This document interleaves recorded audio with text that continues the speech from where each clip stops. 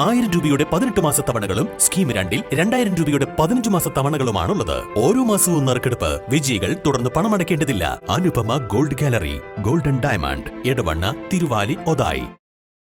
എടവണ്ണയിൽ സ്വകാര്യ വ്യക്തിയുടെ സ്ഥലത്ത് മാലിന്യങ്ങൾ വലിച്ചെറിയുന്നതായി പരാതി. എടവണ്ണ അനുപമ ജ്വല്ലറിയുടെ പുതിയ കെട്ടിടത്തിന് പിന്നിലായാണ് മാലിന്യങ്ങൾ വലിച്ചെറിഞ്ഞത്. രാത്രികാലങ്ങളിലാണ് മാലിന്യങ്ങൾ തള്ളുന്നതെന്ന് ജ്വല്ലറി ഉടമ അബ്ദുൾ റഷീദ് പന്തലിങ്കൽ പറഞ്ഞു. പഞ്ചായത്ത് അധികൃതർക്ക് പരാതി നൽകിയിട്ടുണ്ട്. പ്ലാസ്റ്റിക് മാലിന്യങ്ങൾ ഉൾപ്പെടെ ചെറിയ കുട്ടികൾ ഉപയോഗിക്കുന്ന പാമ്പേഴ്സ് മുതലുള്ള മാലിന്യങ്ങളാണ് ഇവിടെ തള്ളിയത്. വീടുകളിൽ നിന്നും കടകളിൽ നിന്നുമുള്ള പ്ലാസ്റ്റിക് മാലിന്യങ്ങളും കൂട്ടത്തിലുണ്ട്.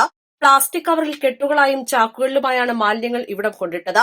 രാത്രികാലങ്ങളിൽ സമീപത്ത് ആരുമില്ലാത്ത സമയം നോക്കിയാണ് ഇവിടെ മാലിന്യം ഉപേക്ഷിക്കുന്നത്. എടവണ്ണയിലെ തെരുവു നായ്ക്കളുടെ ശല്യം കാരണം നായകൾ മാലിന്യങ്ങൾ കടിച്ചുകീറി വലിച്ചിട്ട നിലയിലാണ്.